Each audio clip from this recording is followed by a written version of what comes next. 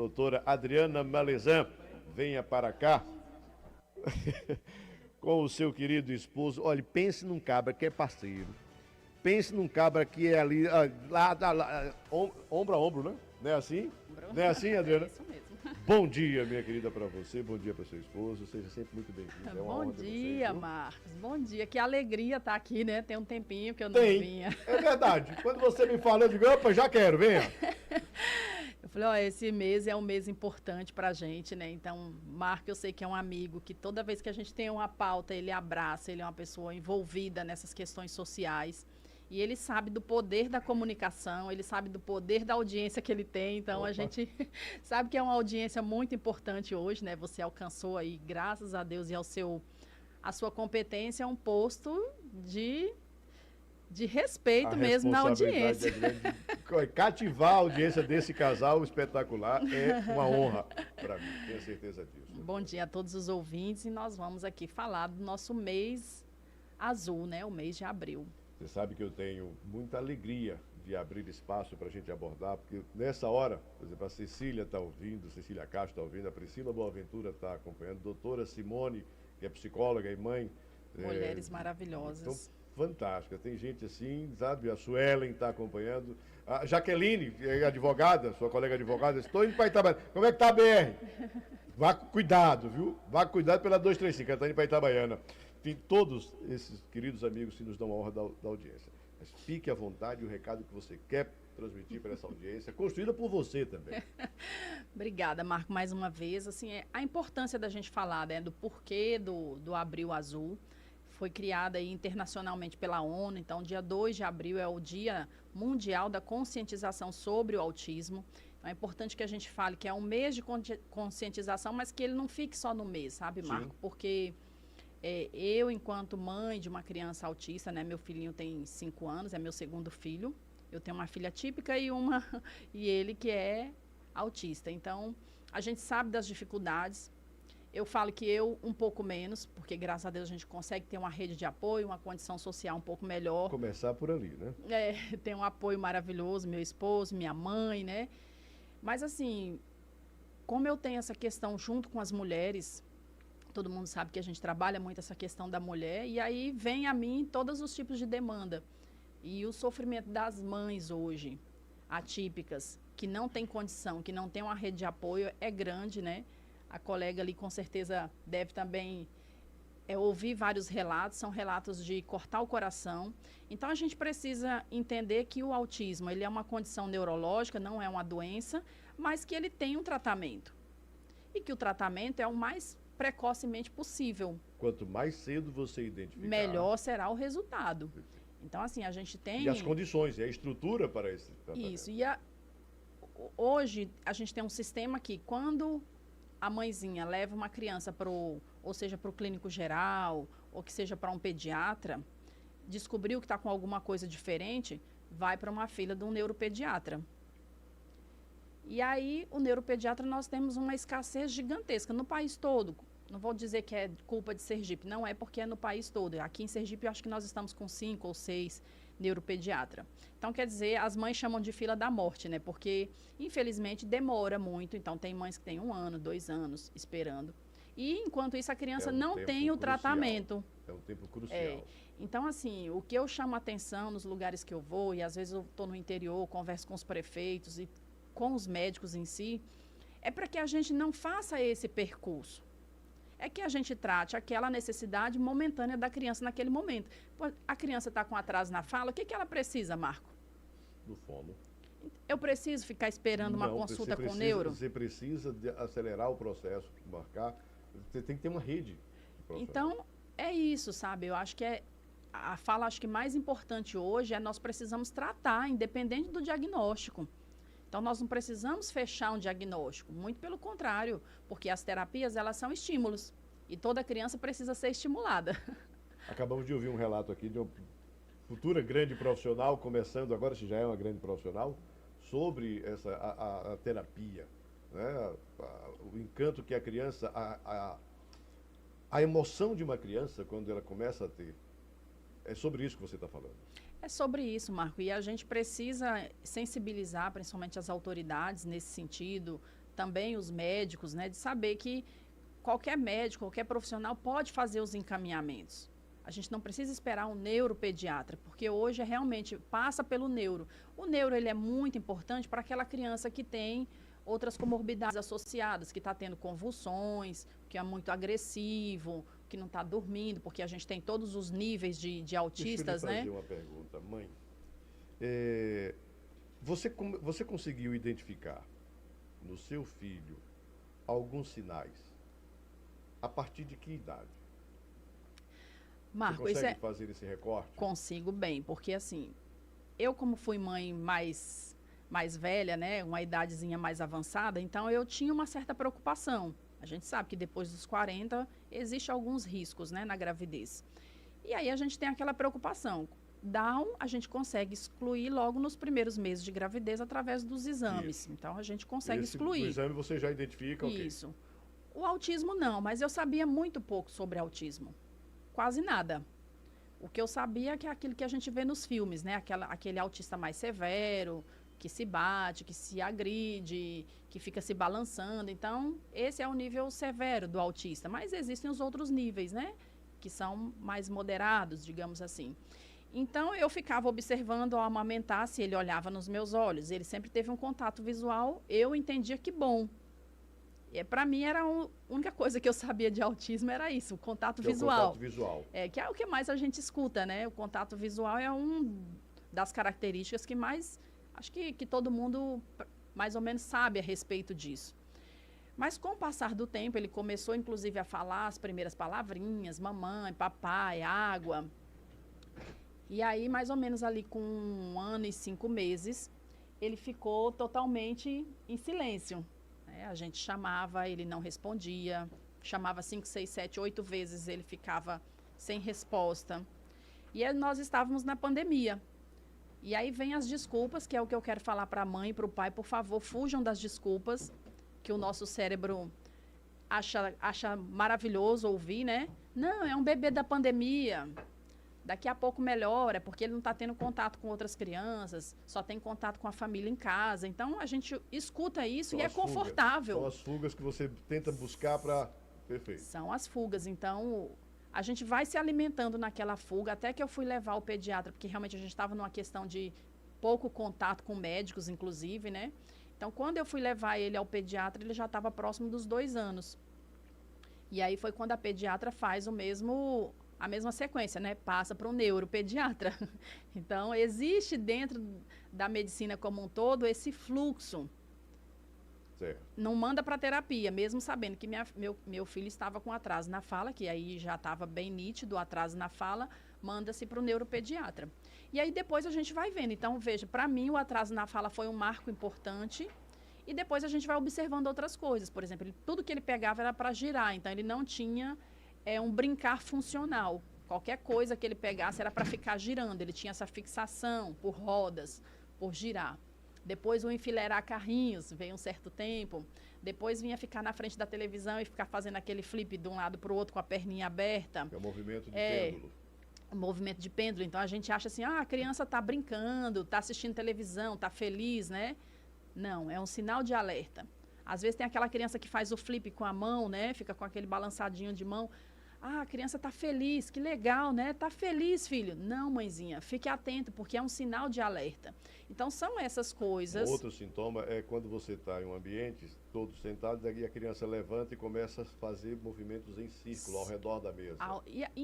E em volta de si próprio. E em volta de si próprio também. Esse não foi o caso do meu filho, mas tem crianças que ficam fazendo o círculo em volta de si próprio. Fica com a mãozinha no ouvido. Por exemplo, meu filho ele tinha sensibilidade auditiva. Hoje, graças a Deus, foi uma coisa superada, mas ele botava a mãozinha no ouvido o tempo todo, né? Qualquer barulhinho ele botava a mão no ouvido. Então, são coisas que a gente desconhece, e aí seu espaço é muito importante para aquelas mães que até hoje eu ainda vou com toda a informação, Marco, que a gente acha que as pessoas têm, mas não tem. Não, eu concordo com você. Às vezes eu vou nos bairros mais distantes e falo sobre essas características, aí vem uma chuva de perguntas. Mãezinha, olha, minha filha, olha, eu recebo um vídeo, minha filha está girando em torno de si próprio. Mãezinha, com certeza é um sinal de alerta. Então, não quer dizer que a criança é autista, mas com certeza tem alguma coisa ali que deve chamar atenção. E aí a gente vai ficando nessas fugas, sabe, Marco? Ah, porque o tio falou com 5, 6 anos, porque não sei quem também atrasou para falar. Então, eu acho que a palavra mais forte que a gente tem que deixar aqui hoje é assim, fuja Dessas desculpas. dessas desculpas, porque é confortável, a gente quer ouvir, porque não é fácil o diagnóstico. Então, para a gente é confortável, enquanto família, ficar nos dando essas desculpas. Mas quando você tem um filho que é autista, quanto mais cedo for diagnosticado, melhor, inclusive, será o tratamento no avanço, as terapias. Justamente. Então, a gente tem casos de criança que eram no nível 3, não verbal, mas que o que é a terapia? E a terapia não é aquela que, infelizmente, quando as crianças menos assistidas têm acesso, 30 minutos a cada uma semana, A cada uma semana, 30 não é minutos a cada 15 dias, Quando como consegue. tem prefeitos aí querendo colocar dessa forma. E o tempo que ele acha que é o correto, não é o médico que diz. Então, infelizmente, a gente tem essa realidade. Os O que planos de saúde, Adriana, É hoje outra luta. estão, meu querido Haroldo, o professor Sérgio, que já estão aqui conosco, serão os nossos próximos entrevistados, os planos de saúde estão colocando sérias dificuldades Seríssimas. nas terapias. Tem gente que tem plano de saúde limitando em 20 minutos. Isso mesmo. O que é um absurdo, né? Porque não existe essa limitação na ANS. Eu, particularmente, estou com a briga com o plano, porque Estou dizendo. o meu filho precisa de uma... Não é só meu filho. Todo mundo, segundo a medicina, precisa de uma carga de terapia alta. Então, eu participo. Hoje, depois, quando a gente é mãe, a gente participa de congresso, a gente vai falar com os médicos, a gente estuda, a gente lê. Por quê? O que é uma carga de terapia alta? No meu entendimento hoje, o que para mim, seria o melhor dos mundos e eu não tenho para o meu filho, porque o plano está colocando todas as dificuldades. O plano e as clínicas, de um certo modo, entendeu? É 3, 4 horas por dia, Esse seria o plano correto, ideal. no mínimo por aí. 3, 4 horas de terapia. Então, é óbvio que não é uma coisa só, tem que ser uma coisa lúdica, gostosa. A gente sabe que os profissionais estão aí, o que a colega estava dizendo, mas isso é o que vai dar um resultado. Então, o que eu falo quando eu estou em algum evento, que eu falo a palestra? Se o poder público não tem dinheiro para tratar 1.000 crianças, não faça de conta que está tratando 1.000 crianças, porque dar uma terapia de meia hora, uma vez por semana, é jogar dinheiro fora. Ou a gente faz um esforço e pega 200 crianças e vamos salvar 200 crianças de serem adultos incapazes depois, de serem adultos improdutivos, dependentes do sistema do INSS, que é isso a nossa preocupação enquanto pai e mãe. Se a criança tem uma terapia no tempo correto, muito provavelmente ela vai se tornar um adulto normal, né, entre aspas. Ela não vai deixar de ser autista, mas ela vai ser uma pessoa funcional. Ela vai ser uma pessoa produtiva. Vai ser uma pessoa funcional. E produtiva, Marco. Pode, por que não? Tem tantos autistas com tantas habilidades. A gente só tem que descobrir essas habilidades e fazer um incentivo para aprimorar essas habilidades. Eu tenho uma querida professora, doutora Simone Sobral, que é psicóloga, e ela se tornou especialista em autismo porque o filho dela é autista. Tem muitas mães assim. Tem 35 anos o rapaz hoje, ela disse, não é garoto, não, é um rapaz, tem 35 anos, já namora, tem uma vida funcional. E assim, e o esforço dela enquanto mãe, e ela se especializou, Haroldo, professor Sérgio, enquanto mãe, ela faz palestras, faz cursos, vou trazê-la de novo aqui, porque ela viu no filho, ela disse, opa, eu preciso cuidar. Como ela é psicóloga, foi, investiu mais e mais nisso e oferece às outras mães esse serviço dela, é especializada. Ela cuida. O filho dela hoje é funcional. Coisa tem linda. 35 anos, namora, tem a vida dele, enfim. E é sobre isso. E é sobre isso. Que a gente precisa discutir e abrir espaço, e você vai ter sempre, você, Cecília, Priscila Boaventura, todas vocês têm espaço aqui nesse programa. Não é só no mês que comemora a data, sempre. Sempre. É sempre. Precisamos. Até porque nós estamos conversando com uma jovem e está aqui, ó. Filha de mãe solo, doméstica, passou por diversas dificuldades financeiras e por isso teve que começar a trabalhar como empregada doméstica aos 12 anos. Essa jovem que está aqui na nossa frente. Sempre teve convicção que sua vida só iria melhorar por suas próprias ações. E que através dos estudos conseguiria mudar sua trajetória de vida e vencer a extrema pobreza. Resiliente e determinada. Fez sua primeira graduação em administração na Universidade Federal do Mato Grosso. Realizou seu primeiro grande sonho profissional, ser bancária. onde permaneceu por cerca de 15 anos. Por isso que é uma das advogadas com referência em sistema bancário. Direito bancário. Direito bancário. É conosco mesmo. É com ela aqui. Chegando a ocupar o cargo de gerente geral, ela tem a convicção de que os sonhos devem seguir um ciclo contínuo. Após a realização de um, outro deve surgir. E aí, olha aqui para o meu lado, tem dois aqui. Ó. São grandes profissionais que começaram suas vidas e pergunte se para de sonhar. Pergunte se Haroldo para de sonhar algum dia da vida dele. Se o professor Sérgio para de sonhar algum dia da vida dele. Nunca para de sonhar. É importante. Então, o que impulsiona sempre a novos desafios. Assim nasceu seu novo sonho, ser advogada. Fez então a segunda graduação em Direito e há 10 anos é advogada em seu próprio escritório. É uma mulher que se dedica a inspirar outras mulheres, compartilhando sua jornada de superação para mostrar que todos somos capazes. Casada há 20 anos, mãe de um adolescente de 14 de seu milagre, o Ravi, de apenas 5 anos. Ravi é autista. E a Adriana tem certeza de que Deus lhe enviou não apenas um filho, mas uma linda missão: se doar e servir as mães que tanto sofrem com seus filhos autistas. Já auxilia com informações e apoio emocional a diversas mães e tem como novo sonho abrir um instituto para acolher e tratar essas famílias, pois entende que o que faz hoje é extremamente insuficiente diante da grande demanda. Ressignificar, essa é a palavra. Ai, ai. Eu sou a chorona.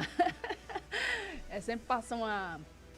A gente contar a história da gente e ouvir, né, outras pessoas falando, sempre passa um filme.